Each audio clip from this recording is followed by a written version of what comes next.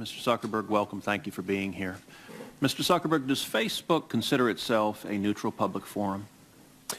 Senator, we consider ourselves to be a platform for all ideas. Let me ask the question again. Does Facebook consider itself to be a neutral public forum? And representatives of your company have given conflicting answers on this. Are you a First Amendment speaker expressing your views, or are you a neutral public forum allowing everyone to speak? Senator, here's how we think about this. I don't believe that there is certain content that clearly we do not allow, right? Hate speech, terrorist content, nudity, anything that makes people feel unsafe in the community. From that perspective, that's why we generally try to refer to what we do as a platform for all ideas. Let me try, just because the time is constrained. It's just a simple question. The predicate for Section 230 immunity under the CDA is that you are a neutral public forum. Do you consider yourself a neutral public forum, or are you engaged in political speech, which is your right under the First Amendment? Well, Senator, our goal is certainly not to engage in political speech. I'm not that familiar with the specific legal language of the law that you speak to, so I would need to follow up with you on that. I'm just trying to lay out how broadly I think about this. Well, Mr. Zuckerberg, I will say there are a great many Americans who I think are deeply concerned that Facebook and other tech companies are engaged in a pervasive pattern of bias and political censorship. There have been numerous instances with Facebook. In May of 2016, Gizmodo reported that Facebook had purposely and routinely suppressed conservative stories from trending news, including stories about CPAC, including stories about Mitt Romney, including stories about the Lois Lerner IRS scandal, including stories about Glenn Beck. In addition to that, Facebook has initially shut down the Chick-fil-A Appreciation Day page, has blocked a post of a Fox News reporter, has blocked over 24 Catholic pages, and most recently blocked Trump supporters Diamond and Silk's page with 1.2 million Facebook followers after determining their content and brand were, quote, unsafe to the community. To a great many Americans, that appears to be a pervasive pattern of political bias. Do you agree with that assessment? Senator, let me say a few things about this. First, I understand where that concern is coming from because Facebook and the tech industry are located in Silicon Valley, which is an extremely left-leaning place. And this is actually a concern that I have and that I try to root out in the company, is making sure that we don't have any bias in the work that we do. And I think it is a fair concern that that people would at least wonder about. Let me ask this question. Are you aware of any ad or page that has been taken down from Planned Parenthood? Senator, I'm not, but let me just... How about MoveOn.org? Sorry? How about MoveOn.org? I'm not specifically aware of those. How about any Democratic candidate for office? I'm not specifically aware. I mean, I'm not sure. In your testimony, you say that you have 15,000 to 20,000 people working on security and content review. Do you know the political orientation of those 15,000 to 20,000 people engaged in content review? No, Senator. We do not generally ask people about their political orientation when they're joining the company. So as CEO, have you ever made hiring or firing decisions based on political positions or what candidates they supported? No. Why was Palmer Luckey fired? That is a specific personnel matter that seems like it would be inappropriate to speak to here. You just made a specific representation that you didn't make decisions based on political views. Well, is that accurate? I can commit that it was not because of a political view.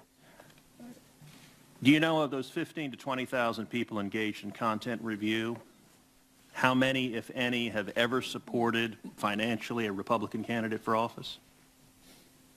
Senator, I do not know that. Your testimony says it is not enough that we just connect people. We have to make sure those connections are positive. It says we have to make sure people aren't using their voice to hurt people or spread misinformation.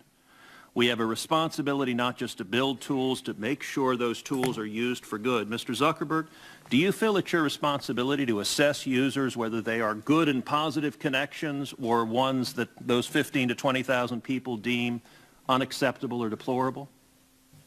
Senator, you're asking about me personally? Facebook. Senator, I think that there are a number of things that we would all agree are clearly bad. Foreign interference in our elections, terrorism, self-harm. I'm Those talking are about things. censorship. Well, I think that you would probably agree that we should remove terrorist propaganda from the service. So that, I agree, I think is clearly bad activity that we want to get down, and we're generally proud of how well we do at that.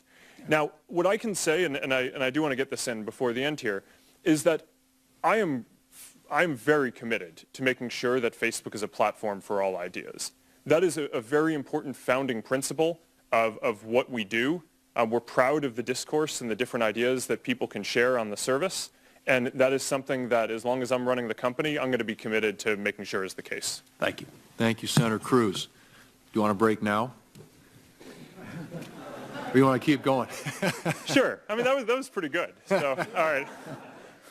All right, we have Senator Whitehouse is up next, but if you want to take a 5-minute break right now, we have now been going. Facebook versus conservatives. It's a theme we discussed last night with internet stars Diamond and Silk, who did get some good press today, and it came up on Capitol Hill during Senator Ted Cruz's questioning of Facebook CEO Mark Zuckerberg.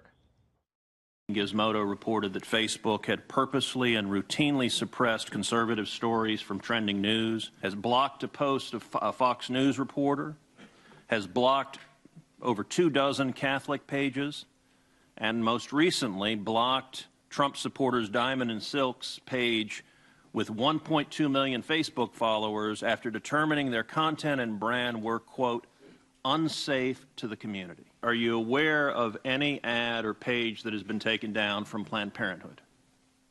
Senator, I'm not, but let me just... How about MoveOn.org? Sorry? How about MoveOn.org? I'm not specifically aware of those. How about cases. any Democratic candidate for office? I'm not specifically aware. I mean, I'm not sure. Joining me now for a reaction is the American Spectator's Jeffrey Lord, continuing our Defending the First segment. Jeffrey, I thought that was a great exchange. He actually went on to say that he is concerned because Silicon Valley is very left, and he said it's a left of center place, and that's just what it is. And so he said we're very concerned about protecting and allowing all voices on the Facebook forum. But he didn't really have a good answer to Cruz, who he kind of met his match with Ted Cruz, about all these voices that are having trouble being heard. What was your reaction to that exchange? Well, this is what concerns me. I mean, someone else on that panel asked him whether or not he could discuss the political leanings of his employees, and he said something to the effect that, well, he doesn't check them. The point is, Laura, he doesn't have to check them. He's getting his employees from a pool of people that he himself says are extremely left-leaning. That's what's going to happen here. And, Laura, I have to laugh. This is the same argument that I was hearing when I was a teenager from people like Spiro Agnew, except it was about the technology of the day, which was CBS, ABC, and NBC. It is the same precise argument today, except we're dealing with Facebook or Google or Twitter or what have you. It doesn't change. What we're dealing with here are people who have a liberal bias, and Diamond and Silk, I could not believe that. I mean, I know Diamond and Silk. They're fabulous people. The notion that they are unsafe for the community, I mean, this is crazy. But that's the way the liberal mind works, and that's what you get. Yeah, well, when they say so community... So the question is, how do we deal with it? Yeah, exactly. We're going to get to that in a second. But when they say community, they mean the liberal community. They're offensive and unsafe to the left-wing mindset that dominates in Silicon Valley and through most of California. And so they are very concerned about that. And they're very concerned about it catching on through perhaps increasing popularity of President Trump. And again, Zuckerberg, obviously he's a really smart guy, but he did not have good answers when it came to those questions of why are these examples of conservative organizations, Ted Cruz rattled them all off, not getting adequate response on Facebook when they're where their followers are not getting their notices. Why is that happening? Facebook always gives some mumbo jumbo answer. You don't get a good response. Right. And we need to be candid here. In the case of Diamond and Silk, if they were African-American women who were liberal, no one at Facebook would have blinked when they posted something. The fact that they're African-American women who love Donald Trump, that's not supposed to happen, and so therefore they've got to be curbed. That's the real problem here. So what do conservatives do, Jeffrey? Again, we're concerned about defending free expression, freedom of conscience, the First Amendment. These corporations are so big, they're like mini governments. They can control, they can keep out. So what do conservatives do? Do they just stop using Facebook? Do just delist on Facebook? You know, I hate to go that route here. I mean, I just instinctively don't like this kind of thing. The boycotts and all of this. You know, I spoke to an advertiser who was boycotted several years ago by people who didn't like Rush Limbaugh, and he said to me, this was not a boycott, this was an organized terror campaign. His life was threatened, his business was threatened, his employees were harassed. But if conservatives want to be part of the social media, just stick to social media, if they want to be part of the social media, which is important for connecting with friends or advancing, your product line,